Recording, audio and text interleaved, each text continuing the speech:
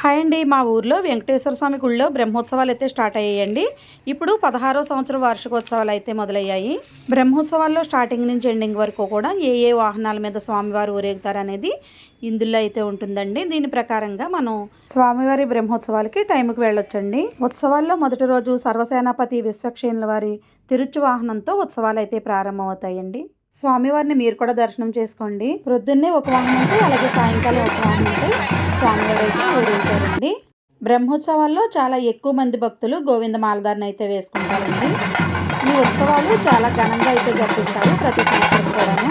తిరుమలలో శ్రీవారి బ్రహ్మోత్సవాలు జరిగిన మాదిరిగానే ఇక్కడ కూడా చాలా ఘనంగా అయితే బ్రహ్మోత్సవాలు జరుగుతాయండి.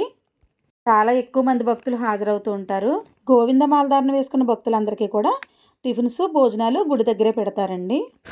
ప్రతి సంవత్సరము కూడా 12 రోజులు 13 రోజుల వరకు ఈ ఉత్సవాలు అయితే జరుగుతాయి. మేము కూడా వీలైనంత వరకు ప్రతిరోజు గుడి దగ్గరికి వెళ్తామండి. స్వామివారు ఊరేగేటప్పుడు ఒక్కొక్క వాహనం రోజున ఒక్కొక్క వైపుకి అయితే ఊరేగుతూ ఉంటారండి. ముత్యాల పందిరి వాహనం రోజు అయితే మా వీధిలోకి వస్తారండి. ఈ బ్రహ్మోత్సవాలు అన్ని రోజులు కూడా మా ఊర్లో చాలా సందడిగా ఉంటుందండి. స్వామివారు ఇలా ఊరేగుతూ వస్తుంటే చాలా సంతోషంగా అనిపిస్తుంది కదా. వీలైన వాళ్ళందరూ కూడా స్వామివారి సేవ అయితే చేస్తారండి. ఇప్పుడైతే స్వామివారు పెద్ద శేష వాహనంపై ఊరేగుతున్నారండి. రేపైతే స్వామివారి చిన్నశేష వాహనంపై ఊరేగుతారు. స్వామివారి దర్శనం చేసుకుని ఇలా ఇంటికి వచ్చేసిన తర్వాత నేనైతే బిస్కెట్స్ అయితే పిల్లల కోసం స్నాక్స్కి ప్రిపేర్ చేశానండి. ఇలా వామ్ బిస్కెట్లు తెచ్చుకొని కొద్దిగా ఆయిల్లో డీప్ ఫ్రై చేసుకుని ఉప్పు కారం కలిపేసి డబ్బాలో వేసుకుంటే మనకి పిల్లలకి స్నాక్స్ పెట్టడానికి చాలా టేస్ట్ బాగుంటాయి. కారం అయితే ఇష్టపడితే వేసుకోవచ్చు, లేతే లేదు. ఇలా వేపిని కొద్దిగా సాల్ట్ వేస్తే చాలా టేస్ట్ బాగుంటాయండి. పిల్లలు మెత్తగా ఉంటే తినరు కదండి. ఇలా ఇవైతే కరకరలాడుతూ చాలా బాగుంటాయి.